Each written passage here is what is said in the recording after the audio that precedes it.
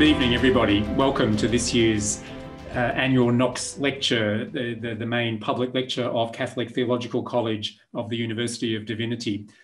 Thanks very much for taking the time to join us this evening. We're so glad that the disruption of COVID and the new technologies allow us to perhaps be in contact with many of you who would not otherwise have been able to join us in East Melbourne for an in-person lecture. So the reach of this lecture has extended under the needs of the moment. So we're very glad for that, because the topic is important, because our speaker is well able to address it, and because this conversation within the church is such an important conversation to be having. So we're very glad to be in a position to have this conversation together.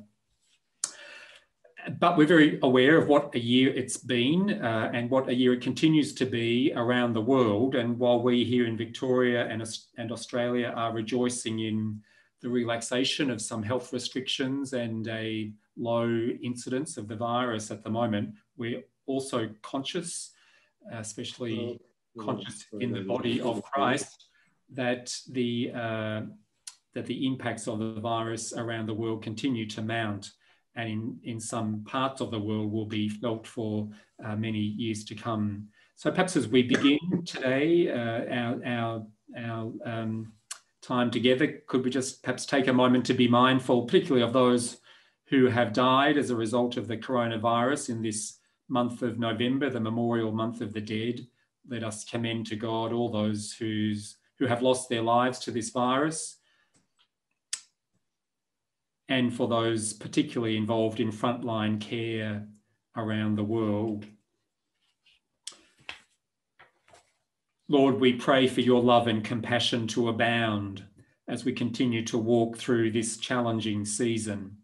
We ask for wisdom for those who bear the load of making decisions with widespread consequences. We pray for those who suffer sickness and all who are caring for them. We ask for protection for the elderly and vulnerable, that they not succumb to the risks of the virus. We pray for misinformation to be curbed, that fear may take no hold in hearts and minds. As we exercise the good sense that you in your mercy provide, may we also approach each day in faith and in peace, trusting in the truth of your goodness towards us. We ask this through Christ our Lord. Amen. I'd also like to acknowledge the traditional custodians of the countries on which we dwell and live, and that on which our college is based, the country of the Wurundjeri people of the Kulin Nation, those who've walked on and cared for this land and waters for thousands of years. We pay our respects to elders past, present and future. My name is Father Kevin Lenahan. I'm the Master of CTC, and very glad to welcome all of you, from many dioceses, from many religious institutes, many of you involved, I know from checking through our registration list, many of you involved in safeguarding in your own diocese or congregations or workplaces. And so very happy that you join us and bring your wisdom into this gathering as well. So let me welcome our Knox lecturer for this year, Sheree Limbrick. Sheree is the inaugural Chief Executive Officer of Catholic Professional Standards Limited, has been since 2017. Catholic Professional Standards was established by the Australian Catholic Bishops' Conference and Catholic Religious Australia to foster a culture of safety and care for children and for adults who are more vulnerable in the church, to develop the National Catholic Safeguarding Standards, and to audit Australian church authorities for compliance with those standards. Sheree has worked for many years in executive leadership roles in social services, and before Catholic Professional Standards had worked for Catholic Care in Melbourne, most recently as the Deputy Chief Executive Officer there in Catholic Care, well known to many of us through the extensive work that Catholic Professional Standards has undertaken in education and in work with the standards. So we're very pleased that Sheree is with us tonight to address this topic of safe church and to raise with us her perspectives on what we have learnt in the years up till now, and what lies ahead of us in the second edition of the standards. So Sheree, the floor is yours. Thank you very much, Kevin, and thank you all very much for joining us tonight. Lovely to see some familiar faces, even if it is via Zoom. Yes, I hope very much tonight to be able to address the theme that I set myself. So we will explore issues around commitment, awareness and action in the work that we've been doing over the last 3 years. So as I begin tonight as well, I would like to acknowledge the traditional owners of the land and waters of the country where I am this evening, the Wurundjeri people of the Kulin Nation. And I also acknowledge traditional custodians and owners of lands and waters where everyone is joining us from tonight. Pay my respects as well to elders past, present and emerging, and commit ourselves to the ongoing work of reconciliation. I also like to start by acknowledging the lifelong trauma of abuse survivors, victims and their families. The failure of our church to protect, believe and respond justly to children and vulnerable adults, and the consequent breach of community trust. I will start with a brief overview. Kevin's touched a little bit on where CPSL came from, and some of you online will be well versed in this, but we are a company that was set up in 2016 during the Royal Commission. We're owned by the Bishops' Conference in Catholic Religious Australia, and we were given the mission, as Kevin's already alluded to, promote the dignity and welfare of all who come into contact with the church and who works, but with a special focus on children and vulnerable adults. As you can see on that slide, we have a pretty eminent board. We operate independently of the church, and to that extent, really, that really has given us the blueprint for developing the audit framework and approach, and also in the publication of audit reports. And I'll talk a little bit more about both of those during our conversation tonight. Just to reiterate, in terms of our mission, very clearly has been to foster a culture of safety and care for children and vulnerable adults. And we've done that through 5 key purpose or 5 key objectives. So the first one was to develop this thing called the National Catholic Safeguarding Standards. The second, to provide support and training and help build capacity of all of the Catholic ministries across the church in Australia. Then to audit compliance, so to go in and look within dioceses, religious institutes, and other entities across the church at how those safeguarding standards were being put into practice. To publish those reports to really increase transparency and accountability, and to provide advice to church authorities on all matters relating to safeguarding. So I'll pick up some of those purposes tonight. You'll see some of the fruits of our work over the last 3 years as we go through tonight. So really, we talk about, many of you who've come to our training will be familiar with this infographic, but the data changes pretty regularly. So this really just sets out what we've essentially done under those 5 key purposes. Really since February last year. So essentially 2 years of the 3 have we been operational and actually providing services. The first year we were developing the standards and consulting on those first version of the standards. So since February last year, we published the standards in May. I'll talk tonight about the evolution of the framework to cover vulnerable adults or adults at risk. That work is currently underway. And we've developed a range of tools and guides, and all of those are designed to support church authorities to build capacity and really enhance the development of a safe church framework. We commenced our pilots with a series of, we commenced our audits with a series of pilots in 2018. And we then started live audits where we would publish the results in April of 2019. We're currently in the field, so COVID hasn't stopped us. In fact, it's probably sped things up a little bit for us, but we're currently working with 10 different entities across Australia at the moment conducting audits.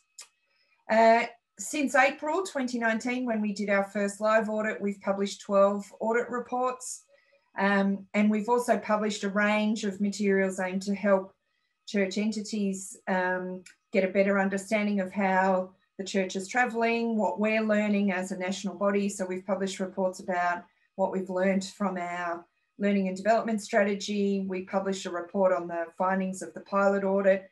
And in August this year, we published a sort of summary impact report on the first 18 months of our operations. We also periodically publish participation data. I'll show you some of the most recent data in a moment.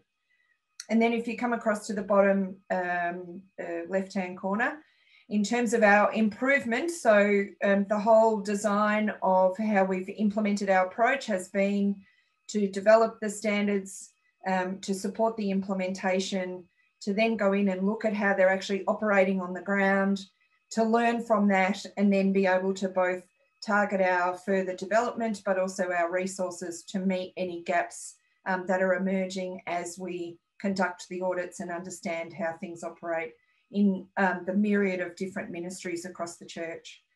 So in terms of our training and education, we've had nearly more than 2,000 people now through a range of training, face-to-face. We now do a lot online, including specific webinars and tailored workshops. Daniel, who's our safeguarding director, who'll be familiar with many of you, has just finished 3 days of specific workshops with Caritas.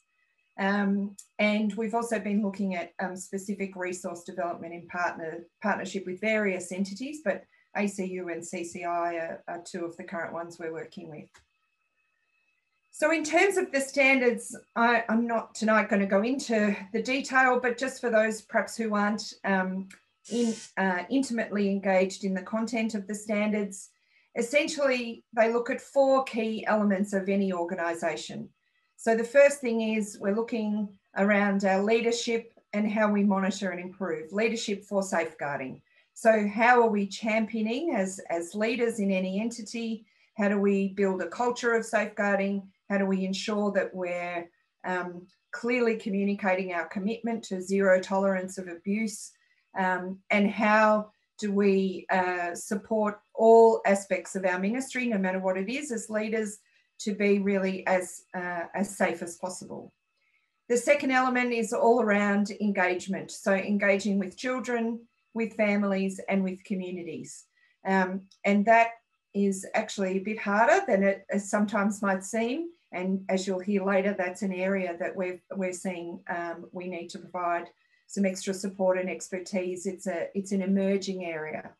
So how do we really engage and listen to children and have them developmentally appropriately? How do they influence our practices and make sure that what we're doing to keep them safe actually is working for them? How do we talk with our families and engage with families and the broader community? The third element is all about us as the people in our ministries and services. So essentially, have we got the right people? Are we screening and bringing volunteers or those who are ordained or vowed or lay workers for the church? How are they brought into the organisation? Are they the best fit? Are they in the right role? So if they're working specifically with children, are they the right person to be in that role? And then do they have the right knowledge? Are we supporting them to develop the skills and knowledge to be engaging and working and ministering safely with children? And then the fourth aspect essentially of the standards is really the systems and policies and procedures that underpin those other 3 elements. And a couple of those will become obvious when I go through some of the data in a moment as well.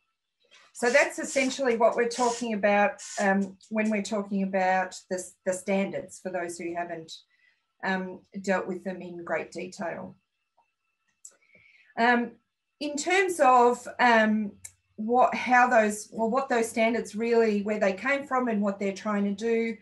The Royal Commission into Institutional Responses to Child Sexual Abuse gave us a very clear blueprint for a child safe organisation. They talked about these 5 key elements, and these elements are very clearly articulated in the standards. So the first one is to create a child safe organisation. We're really talking about an environment where a child is at the centre of the values, thoughts and actions of that entity. So anything we're doing, particularly where we have a ministry, obviously with children, but even our ministries with families, there will be children in the outer ring, outer circle, if you like, of the ministries we're offering if we're supporting families. So it's still also being quite clear and child focused. The second element is a child safe organisation places an emphasis on genuine engagement and valuing of children. Again, I'll come back to that. So it's not just as simple as asking children a sort of, satisfaction survey. It's much more genuine engagement and children experiencing being valued within the service and within the organisation. The third element of a child safe organisation is one that creates the conditions that reduce the likelihood of harm. So really very aware of the potential risk to children and what might cause harm. And therefore that awareness means that you can then reduce the likelihood before it occurs, before it manifests itself. And again, the standards come at this in a range of ways, thinking about physical environments, our online environments, and again, going back to our people as key resources in our organisations as well.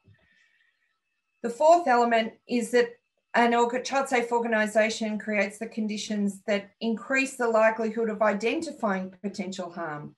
So this really is also about educating our people and giving them the confidence and having the culture that allows people to speak up and children and families to come forward if something isn't right.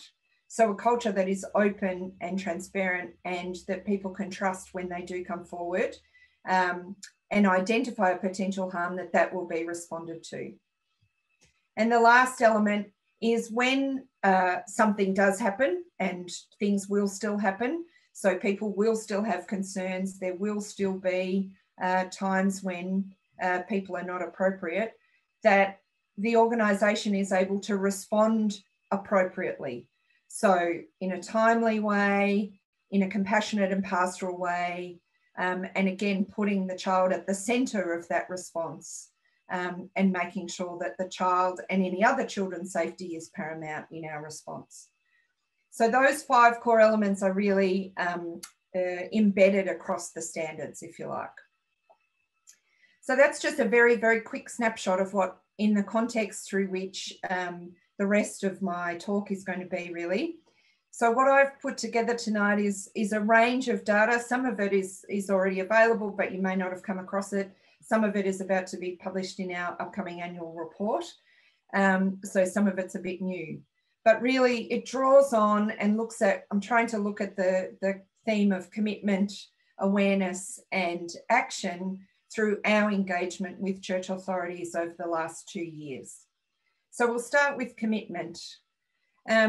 So this is drawn from our yet to be published most recent participation data. So we publish this data about every 2 to 3 months.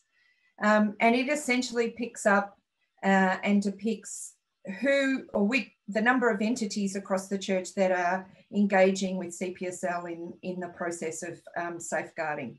So 60% essentially of Catholic entities, we're talking about 264 individual entities, and that includes dioceses and eparchies, members of Catholic Religious Australia, other religious institutes that may not be members of CRA, ministerial public juridic persons, associations of Christ faithful, and a range of other organisations who identify as Catholic. So out of the 264 entities in our database, 60% have engaged with us in the last 2 years. Now, the majority of that engagement has been through training. in fact, I think almost 100% of those, that 60% have all been to training. A smaller cohort of those have been working with us towards developing or undertaking an audit. So this graph just shows you what happens when an entity engages with CPSL. We develop what's called a service agreement. The service agreement is for the audit. Anyone can attend the training, but the service agreement is the pathway into the audit. So you can see there, we've had, Kathy Jenkins, you're drawing on my presentation. So we've had 27, oh no, sorry, let me get this right. We've had 16 dioceses work with us and start developing a service agreement. So 7 have a completed executed service agreement. Most of those have already had an audit. And there's 9 that we're in, 9 other dioceses that we're working with at the moment to develop the service agreement for an audit, most likely next year, most of those. And then you can see the religious institutes. We've got service agreements with 20 and with 21 in development, religious institutes. So about a quarter of those who've come to training have now are in the pipeline for developing the audit and so the service agreement for the audit. And then of the audited entities, so this we're sort of honing down into a smaller number.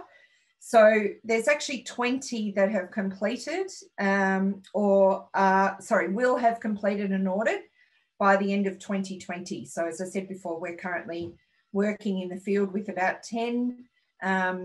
So actually it should be about 22. We've published 12 audits already, 12 reports already. So a few of those others, there's some numbers there. The 4 entities that participated in the pilot audit are also in there. Now, the category system, for those who aren't aware, basically category 1 is any ministry that is working directly with children. So a diocese is considered a category 1. It's obviously has ministries with children. But then the religious institutes, as you can see, some of them, 10 of the ones we've audited, have been classified as working with children. So they are clerical religious orders, and also some of the larger brothers and religious sisters. And then category 2, the 7 religious institutes in category 2 are typically those that perhaps in the past had ministry, may have had ministry with children, such as education or a social service of some kind, but they no longer govern those ministries. They're now in the management of a public juridic person or something. And so their members are typically of those category 2s, they've been mainly retired or in ministries that are governed by others. So they might be volunteering in some other sort of ministry that the sisters or the brothers don't necessarily manage themselves. So they're typically smaller and not as actively engaged with children. So that just gives you a bit of a sense of, from the big number of 260, about 60% of those have accessed us for training and support. And then of that, about 22%, nearly a quarter, have started talking to us about a service agreement or have a service agreement. And as I said, about 20 will, by the end of this year, have gone all the way through an audit process. So now I want to talk a little bit about awareness. Now this information comes from 2 sources. This is both from the training that we've conducted. Remembering back at the start, I said we've had about 2,000 people now through different forms of training with us over the last 2 years. And also some of this comes from those entities that we have already audited. So the information comes really from quite a grounded place of those we're engaging with. So to start with, these are the key areas where we've seen really very strong knowledge development and increasing maturity in the approaches to these issues. So for starters, the types and signs of abuse. So we've both had people come to training and learn this, but also as we do the audits, we're getting very strong feedback from those who we interview. So for those who haven't been through an audit, we don't just look at policies and procedures, we actually talk to people. So we do a range of interviews in parishes. We meet with parish councils, parish priests, maybe some volunteers from the parish. In a religious institute, we'll interview a percentage of members of the institute.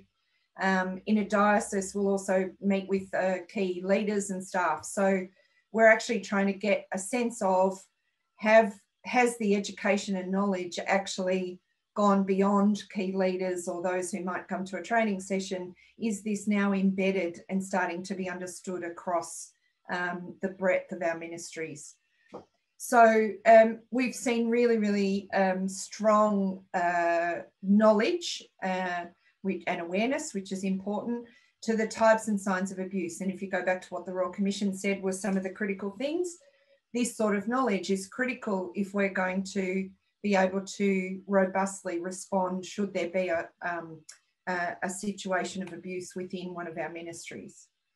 Linked to that is the grooming behaviours. So I've been able to identify and understand what this notion of grooming is and how a perpetrator of abuse may go about grooming. We ran also a series of webinars earlier this year that really focused not just on helping people understand the grooming behaviours, but actually was all about how to interrupt those sorts of behaviours. So how do you, speak up when something isn't right, or you see something that looks very much like a grooming behaviour? And we had very, very strong feedback from participants in that, in those series of webinars, and we'll be making them broadly available before the end of the year. E-safety is also obviously an emerging issue, but there is increasing knowledge. It'll also show up in a minute in the in sort of areas for development. So it's not yet 100% across the board, but we are seeing people doing some really good work around understanding and developing some comprehensive responses to the risks of children online, and actually to also to members of congregations and institutes as they age. Child-to-child abuse is another area that people are very keen to develop knowledge. And again, we've offered some expertise in that area. That's a particular challenge. Obviously, one of the main areas of challenge for that is within the school context, but it's also in youth ministry. We've just done some work with ACU to work with a group of young people or children and young people engaged in a parish. The children were aged from about 10 to 17. And ACU were looking to work with those children about getting an understanding of their perceptions of safety within a parish context. So there were children who were part of children's liturgy, there were children who were in a parish youth group, there were children who were, students at the parish school, and the children themselves identified other children as one of the key things where they don't feel safe. So this bullying and that sort of culture is a real issue for children today. Engaging and listening to children, I'll talk about that in a little while, but we are seeing some great emerging practice around different contexts of ministries, really engaging and listening to children in a really positive way. We produced a guide last year, how-to guide, which was very much informed by children themselves. We went out with the idea of developing a child-safe or child-friendly version of the standards.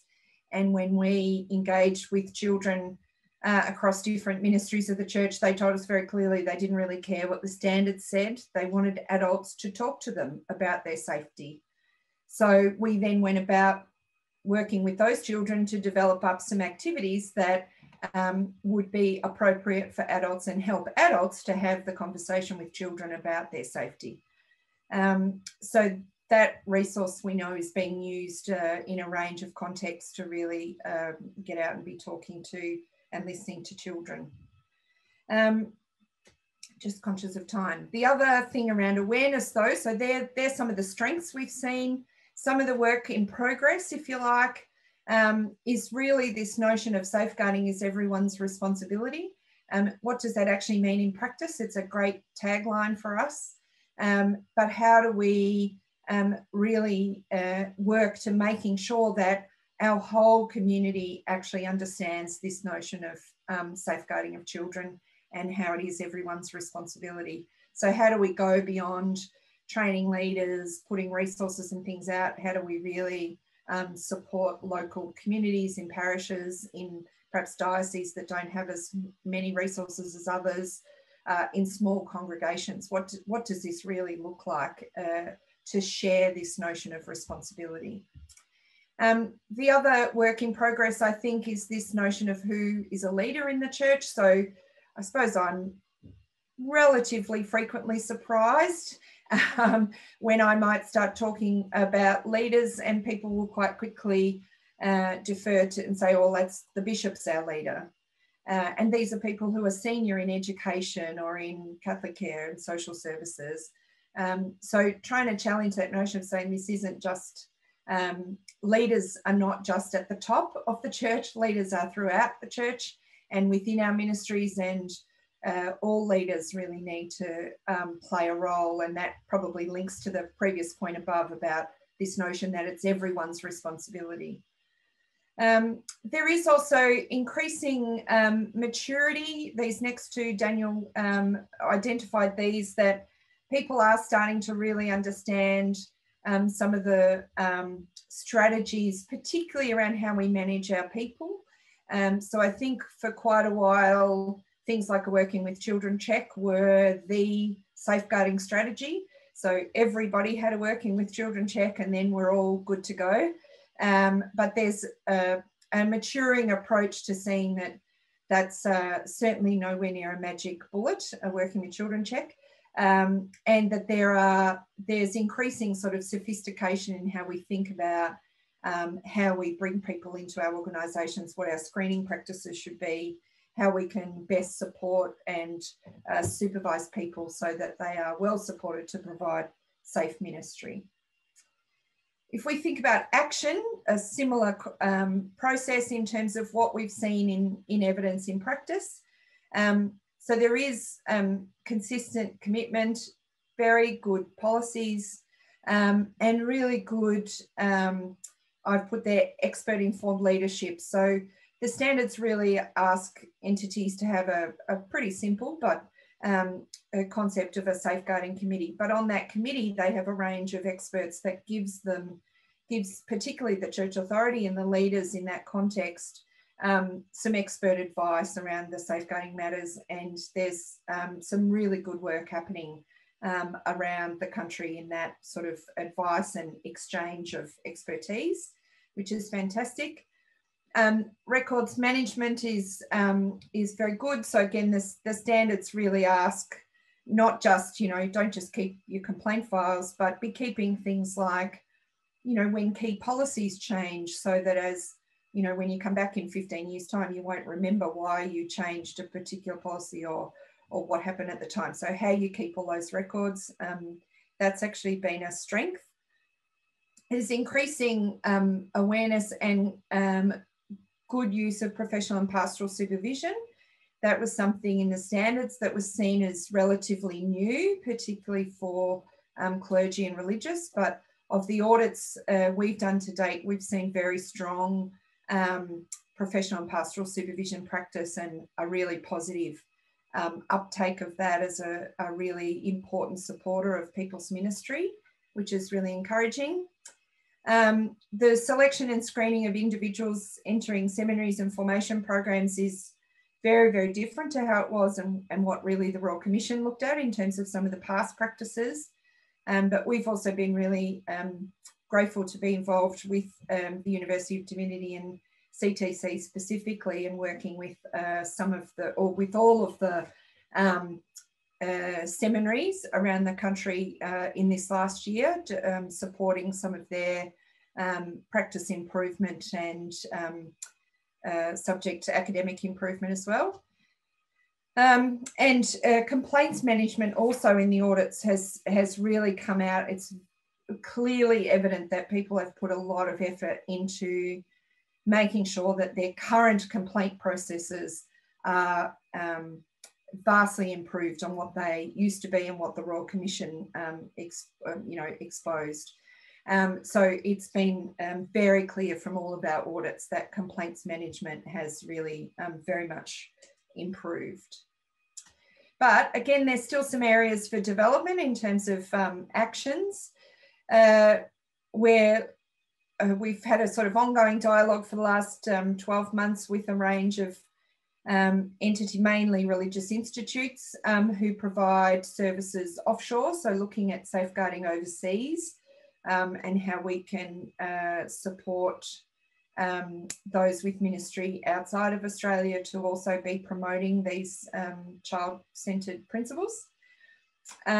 Risk management, so really looking at risk management from the point of view of not, the risk being seen to be, oh, well, it's all too hard, we'll just stop that ministry, but actually a more sophisticated understanding of risk management to enable safe practice of ministry. And there's a number of other things there. I'm just conscious of time, so I won't drag on too much, you can see, but there are certainly a few areas that are still in development, as you would expect, because this is quite a relatively new area in terms of us going in and really understanding the practices and systems that are in place in the different ministries. So I want to take a little minute to talk about culture, and then I'll move on to give you a bit of an update on where we're going with our vulnerable adults or adults at risk. So those who've been to training, I'm not going to teach you again, but in the leaders training, we use this framework around culture, and we ask participants to really think about a culture that they want to create, or a vision that they are looking to in terms of creating this notion of safe church and a vision for safeguarding. So this is the framework we use. But what I wanted to share with you was essentially the feedback that we get from training participants. So this isn't CPSL, this is what training participants themselves have told us when we do this exercise. And remembering we've had, I think we're upwards of about 600 people having done the leaders session now. So this is a summary of 600 people's input into this exercise. So we asked them to identify the barriers to creating this notion of a safe church culture. So as you can see, probably these barriers are no surprise to many of you online tonight. But so things like safeguarding being seen essentially as a ticker box exercise, that's a barrier. And in fact, what they want to create really is that safeguarding is core to the operations and really core to ministry. Upholding, the dignity of children is pretty core to the teachings of the church. Second barrier, or these are probably the top 5 barriers. So the sort of hierarchical structure of the church and the traditional modes of behaviour and exercise of authority and experiences of clericalism are seen as a barrier very frequently. Described most commonly, the third one, excuse me, is fixed attitudes. So this sort of notion that it wasn't a problem for us, so we don't have to worry about this. We didn't have any cases, so we're okay. Or it's not really relevant to everyone in the organisation. It's just, we can just do it with just a few people focusing on it. Is seen as another barrier. The geographical spread and diversity of the church and how big and broad and diverse we are could potentially be a barrier.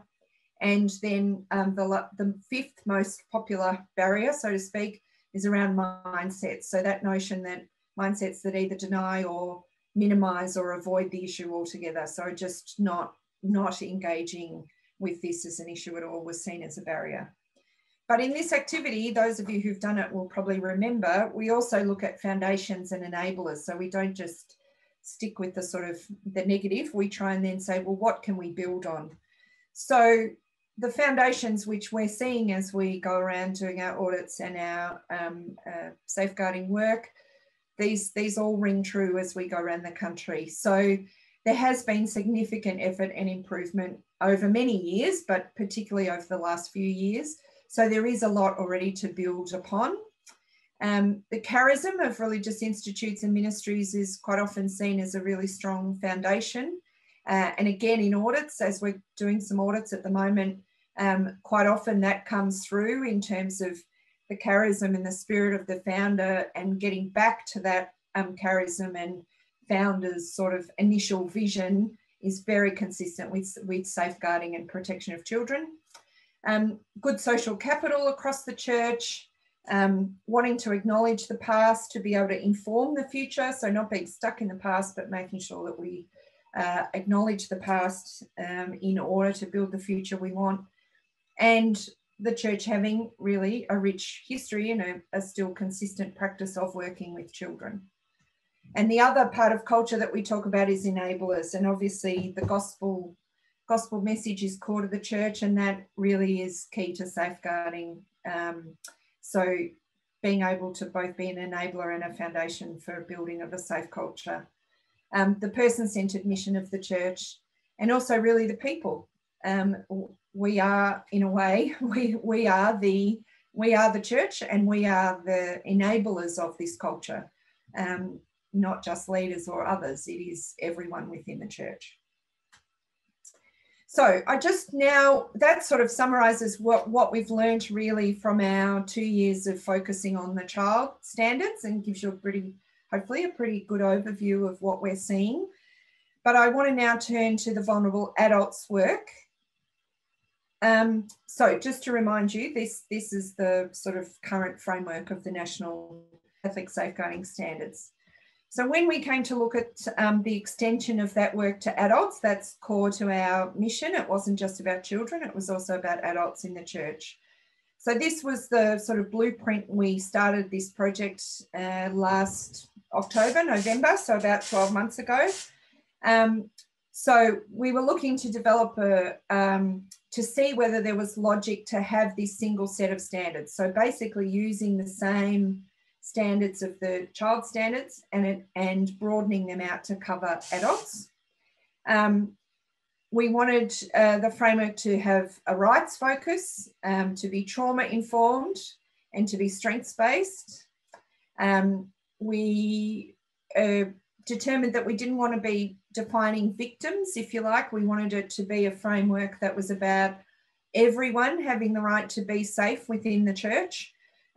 Just as we said, all children have the right to be safe, so do all adults. But then we recognise that there are some adults who may have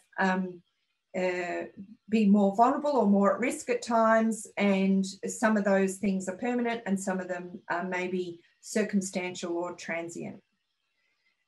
So where they may be more at risk of abuse. We also really wanted to make sure that we engaged in this development process with those who have a lived experience of not being protected within the church. So with all of that in mind, we worked with a reference group to develop up and test the single set of standards approach, which the reference group supported. We wrote the first draft of edition 2, taking into account rights, trauma, strengths-based, and this notion that it's the framework for protecting all adults with a focus on those who may be more at risk at certain times. So we went out and consulted. Some of this data will be published shortly in a summary report of the consultation. Many of you might have already participated in it. So we had a few different ways of hearing from people once we put the draft out.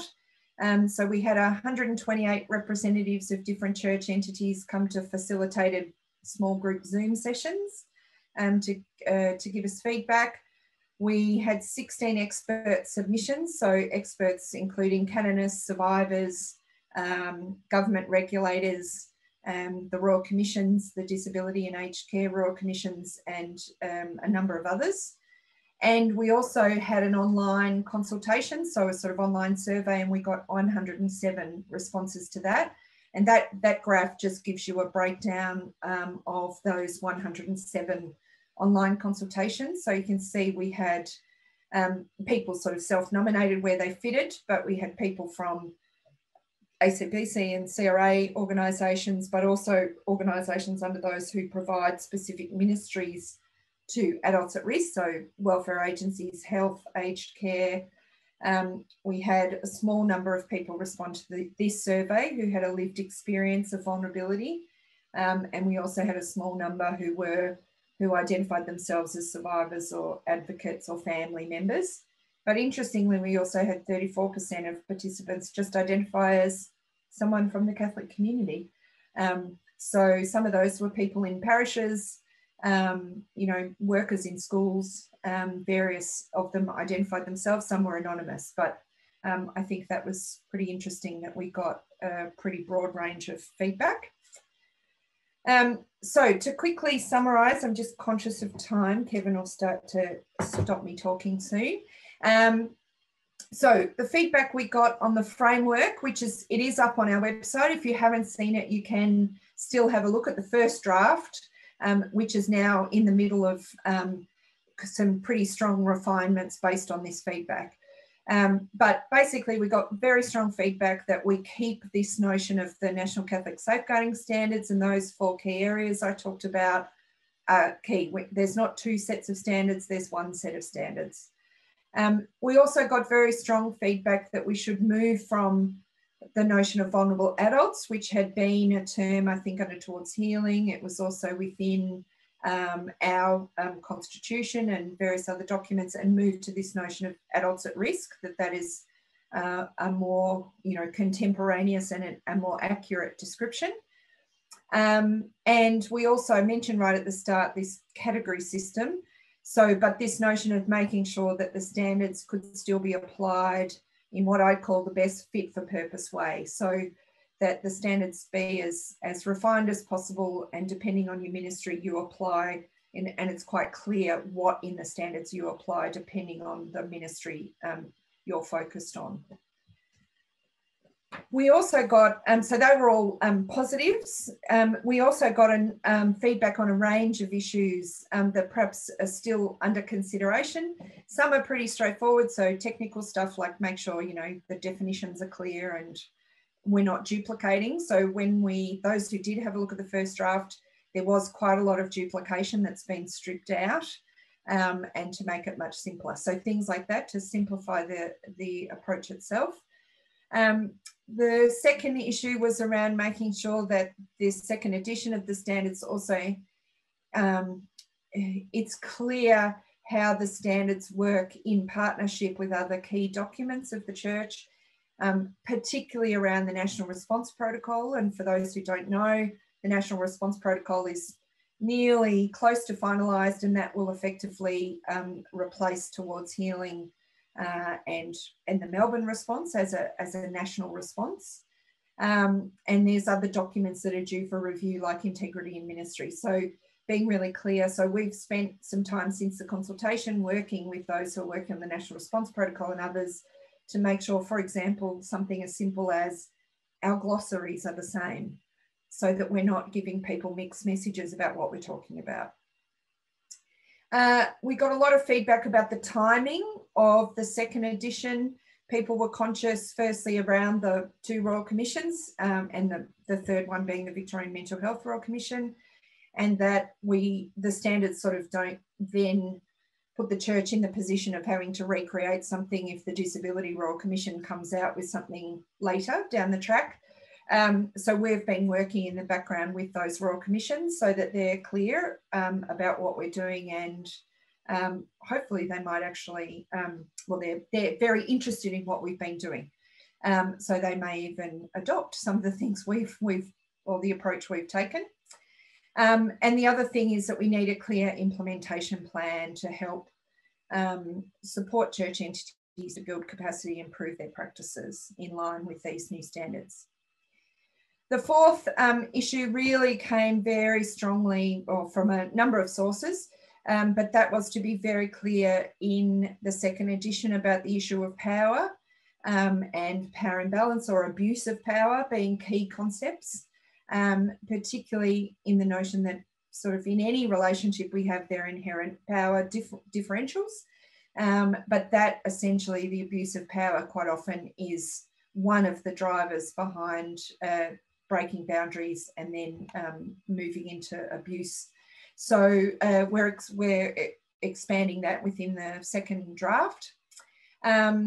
Cultural safety also, we had a strong feedback from the National Aboriginal and Torres Strait Islander Catholic Council to further explore the notion of cultural safety, and so they're working with us on that. That's a concept that's already in the edition 1 of the standards, but we really want to expand on that and support people to be able to meet expectations. And then I'm getting really close to the end. The last 3 issues really from the vulnerable adult work to date, one that came up that we hadn't really thought of, it came essentially from the eparchies and also Our Lady of the Southern Cross Ordinariate, where there are married priests, and then a consideration about the term that was used was the extended priestly family members. And that related back to some of those issues around power. So we're working with a small cohort of that group of eparchies and the Ordinariate to really unpack what that would look like in the standards and how that would be best managed. And then the last 2 really interesting points, I think, and they probably have a view both ways. So the first one there is that the work of the expanding the standards to cover adults is groundbreaking in a way. So we would be the first Catholic jurisdiction, if you like, in terms of a bishops' conference anyway, or a national ecclesial group to be tackling a set of standards for the protection of adults in the church. So Ireland, the US, England, Scotland, New Zealand, many other jurisdictions have looked at safeguarding from a child's perspective and have various arrangements around standards, requirements, audits, reviews, whatever. We're all doing something a little bit similar, but no one yet has done anything around adults within the church. So in that sense, it is groundbreaking. So messages around that was it's too important to rush. Other messages were there are issues, so we should be dealing with this. We shouldn't be waiting any longer. But also that it will have a significant impact on the church, and there is a risk that it raises expectations without perhaps the skills, the support, and the commitment from within the church to live up to a higher level of expectation. So we're grappling with that at the moment with the board. And the other one was that the National Catholic Safeguarding Standards are not Catholic enough, which probably was a bit, interesting feedback. And there's quite a significant pushback in the feedback from the recent consultation that the rights-based approach is not right. We should just be talking about dignity, not rights. And so that's a real tension for us in the team around, the notion of respecting someone's dignity, but still being able to sort of abuse them because you don't recognise them as a rights holder. So we're looking at that and exploring that with some of those expert groups as well to see, and we'll put something back to our board at the November meeting in terms of the next draft of the adult standards. So that's essentially where we're at and what the issues are that have come up in that process. So to finalise, we really have, if we go back to the notion of commitment, awareness and action, hopefully you've got a sense tonight that we have witnessed clear commitment and increasing awareness, and that is a continuing piece of work around continuing to spread the word and increase awareness. And we've seen lots of significant action, as hopefully I've given some examples of tonight. But there are definitely still challenges ahead.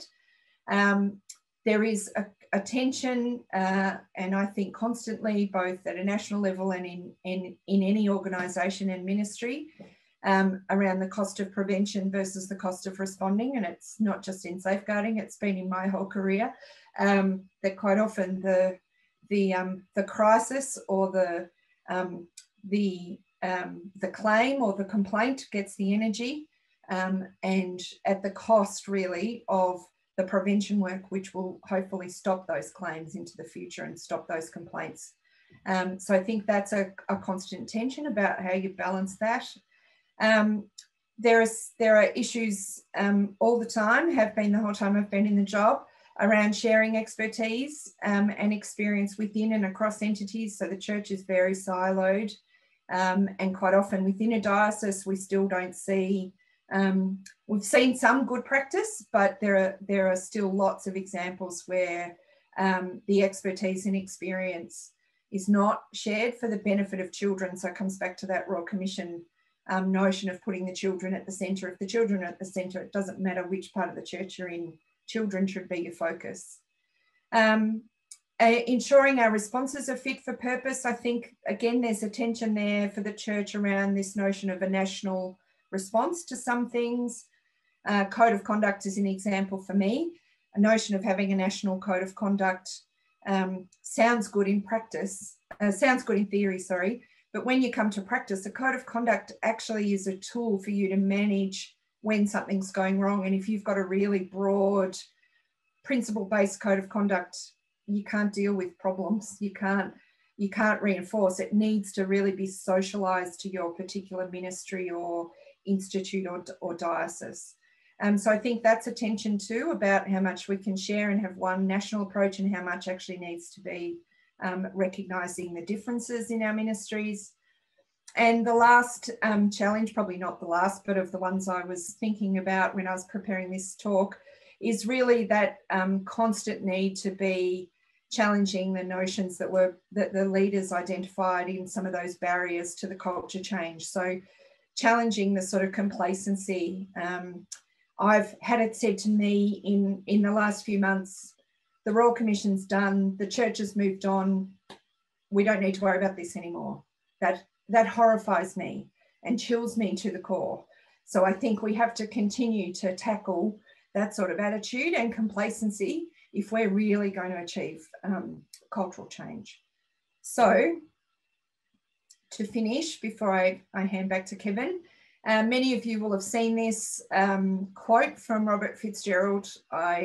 Robert was one of the commissioners, as many of you would know. I think it's a perfect quote, and in a way it sort of summarises what we were talking about, what I've tried to talk about tonight, that he's convinced that creating child-safe institutions needs three things: a community of commitment, knowledge and conversation. So I think tonight we've demonstrated there is strong commitment across the church. There is increasing knowledge and awareness, but the challenge continues to be that we have the conversation and not let this drop off the agenda or go back to being some sort of a secret. So I hope you'll continue to join me in that conversation as we continue to journey to create a safe church. Thank you. Thank you so much for a creative and challenging presentation of a very wide scope. I think the point of culture just comes through again and again, isn't it? This is not just about ticking boxes, it's about a way of being, and a way of being motivated both by our gospel, but also by the cries we hear, the cry of those who end up on the wrong end of the misuse of power. So thank you so much. It's very challenging. So I invite us to engage with Sheree from your own perspectives, your own organisations, to get us sort of moving and to begin generating some reflection, some response. I'd invite Audrey Brown to lead us off in some response.